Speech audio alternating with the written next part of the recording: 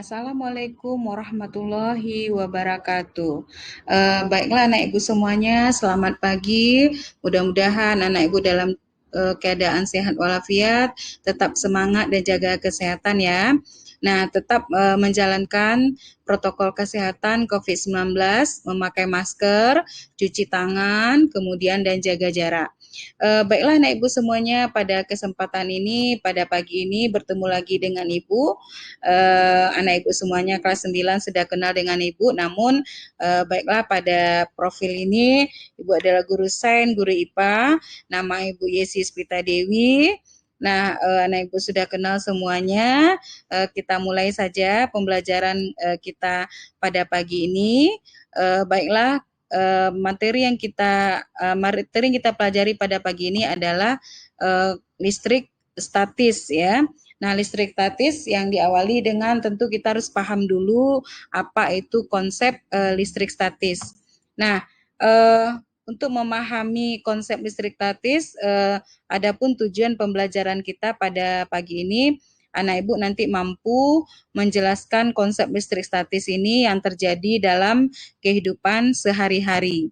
Nah, listrik statis apa saja konsep yang harus kita pahami? Yang pertama, anak ibu harus tahu dulu pengertian listrik statis itu apa.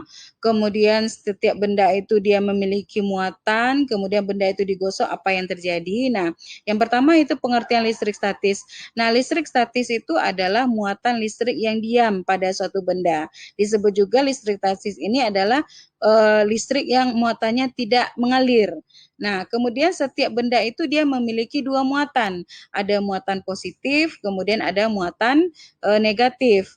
Nah, adapun benda netral ya, benda netral itu bila digosokkan dengan benda lain maka akan terjadi perubahan jumlah muatan. Nah, ini yang akan menyebabkan nanti terjadinya gejala listrik statis. Nah, untuk memahaminya lebih jelas, Ibu berikan contoh gejala listrik statis ini dalam kehidupan sehari-hari. Apa contohnya? Nah, waktu anak Ibu di SD ini pernah dipraktekkan, yaitu penggaris digosok dengan rambut. Nah, penggaris yang awalnya netral sebelum digosok dengan rambut, kalau kita dekatkan dengan kertas, apakah kertas itu menempel?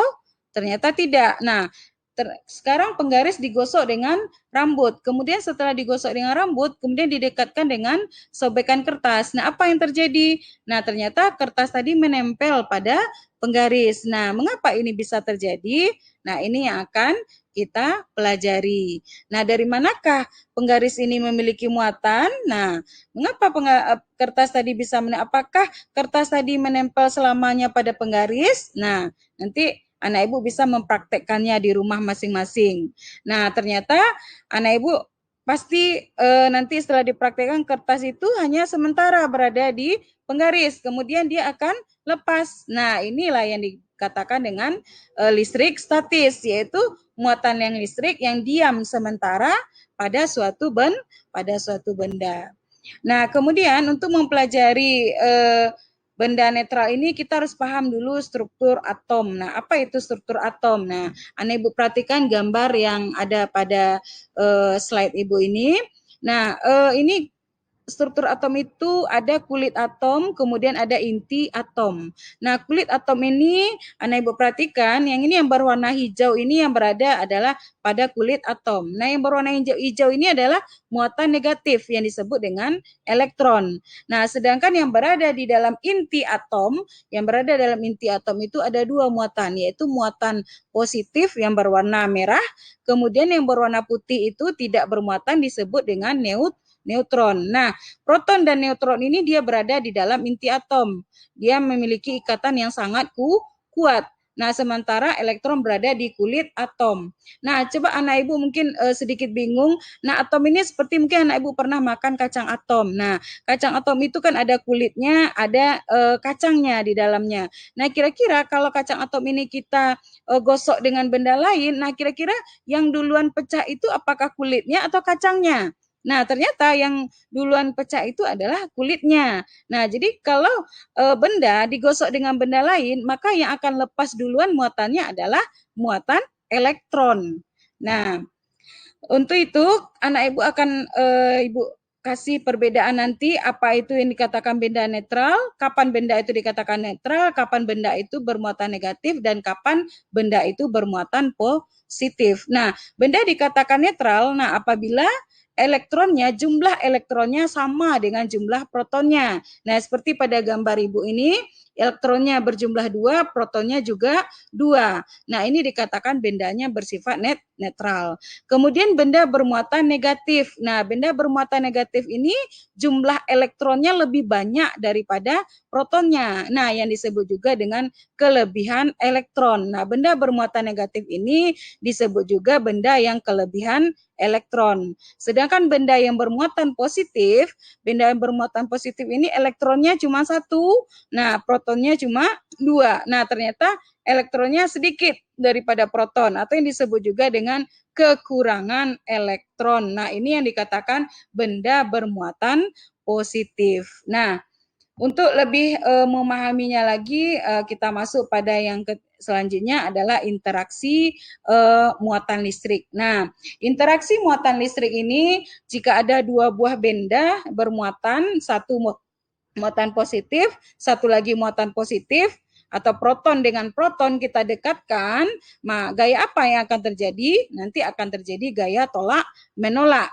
Nah, atau elektron dengan elektron ya, dua muatan elektron, satu lagi muatan elektron didekatkan, maka akan terjadi gaya tolak menolak. Nah, sebaliknya jika dua buah benda yang bermuatan berbeda jenis, satu bermuatan positif, satu lagi bermuatan negatif, ya, proton dan elektron kita dekatkan.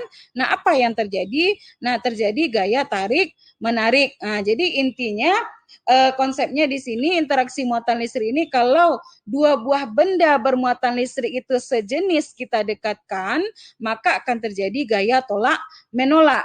Nah, sebaliknya jika dua buah benda bermuatan listrik yang berbeda jenisnya kita dekatkan, maka akan terjadi gaya tarik menarik.